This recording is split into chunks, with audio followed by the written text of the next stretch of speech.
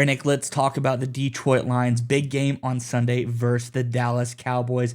Everyone's wondering, Lions 3-1, are they for real?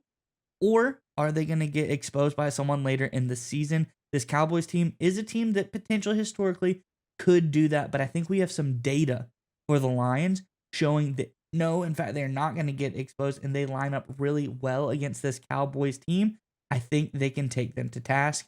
I'm Andrew, and this is Saturday Morning Inspection. All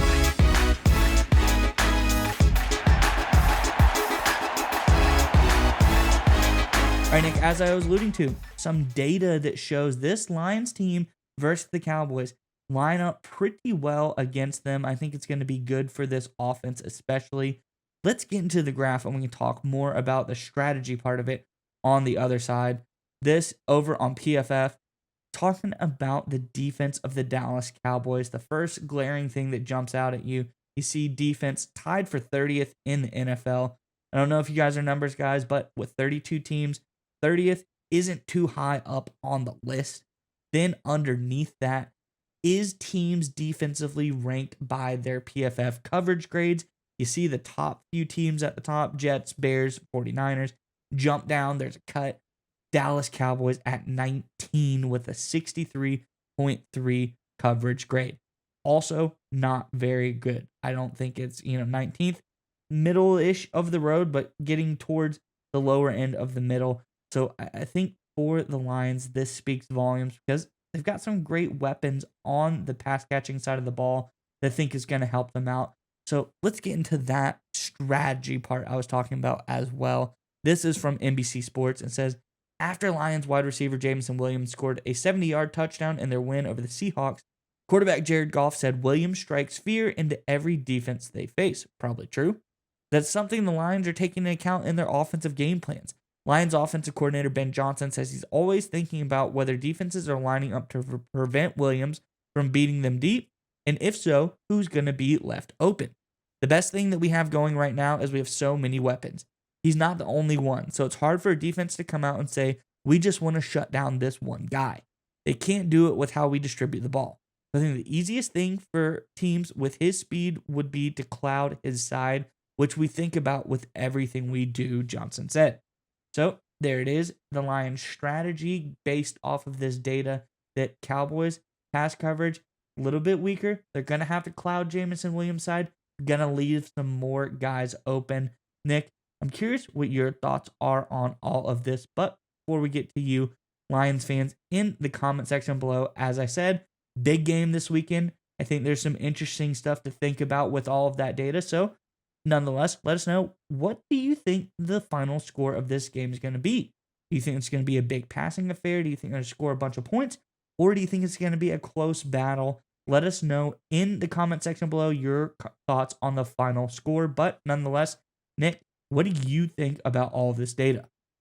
I think it's definitely a really positive indicator for Detroit heading into this game. And I agree with you. This has to be kind of a statement opportunity for the Lions, because even though the Cowboys, like you said, traditionally in the last 3 seasons, they won 12 games or more. This season, not really the case. They're playing a lot of rookies. Dallas is. They are decimated by injuries, of course, on the defensive side of the football. Their top 4 edge rushers are out against the Detroit Lions. Namely, at the top of the list is Micah Parsons and their number 2 guy, DeMarcus Lawrence. So they are very shorthanded on the edge rushing front. And the Lions, of course, they're a great offensive line team, so it focuses directly into the Lions' strength. But it even goes deeper than that. The only veteran in the front 7, middle linebacker Kendricks for the Dallas Cowboys, is also going to be out. And his backup, Nick Virgil, who he's a backup guy, he's fighting through an injury as well. So the front 7 for Dallas is so heavily depleted. And then you throw in the fact that there are also injuries at the corner position for Dallas. That's a big reason why their PFF grade is as low as it is. So this is a situation that literally could not be, in terms of timing of the matchup, better for the Lions offense. I mean, you go back to last season, that was a very competitive, close games. Both teams had some injuries, but both teams were very healthy and relatively evenly matched. Obviously, game came down to the very end. I don't think it's going to be the same way this Sunday. I think the Lions are healthier. I think they're a more talented team this year than the Cowboys. pretty significantly. I think for them, it's all about execution. It's all about going out there and just executing and winning a game right now. You're favored to win, even on the road. Last time I checked, they're 3.5 point favorites on the road. That's basically worth 6.5, 7 points because the home team gets slid 3 points in Vegas. That's a pretty big advantage, especially against the Cowboys team that, again, traditionally is pretty good at home. I don't see a real world where the Lions lose this game unless they make a lot of really, really dumb mistakes or unless they really struggle defensively, which is possible. But I just think this Lions offense is too good. And again, credit Ben Johnson. I know he's been facing a lot of criticism with some of his play calls, maybe in the red zone at times this season. I know a lot of criticism came from that loss to the Tampa Bay Buccaneers. But look, there's a reason he's one of the hottest head coaching candidates in football. And your comments kind of highlighted it that from his report is that he's very good at putting his players in positions to be successful, spreading out the football, spreading out their strategies and schemes. They make teams because the way the Lions run the football, play action, attack vertically and horizontally with their entire skill set.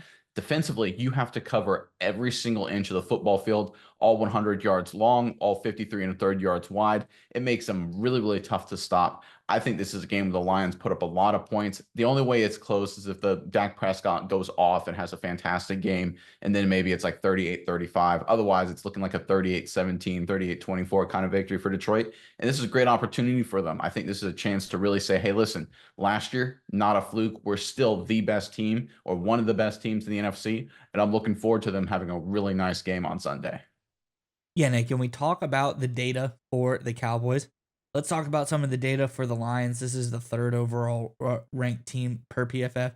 Top four offense, which last year, that was their strength. That's what they hung their hat on. They had one of the most prolific offenses the last few years. Ben Johnson, as you said, hot head coaching candidate, doing a lot of great. But this year, top two defense for the Lions as well. They're doing a lot of great things. They're top 10 in pass coverage grading, and they're top 7 in run defense. This is a really balanced team. They can do a lot of really great things defensively. I think we've seen it over the past couple of games. Aiden Hutchinson is a monster. He's the number one graded edge player in the NFL right now with that 93.8 PFF grade. So I think this Lions team, it looks really good, but as we said, any given Sunday, it's the NFL. You can't overlook the Dallas Cowboys, especially with all of the injuries, especially with everything they have going on this season. You have to come to play on Sunday because, like you said, Dak Prescott starts getting a little bit loose. CeeDee Lamb has a big game. I think that they could get out there and score some points. So this team has to lock in and get bounce back from like that tough loss to the Buccaneers and say, hey, we're here.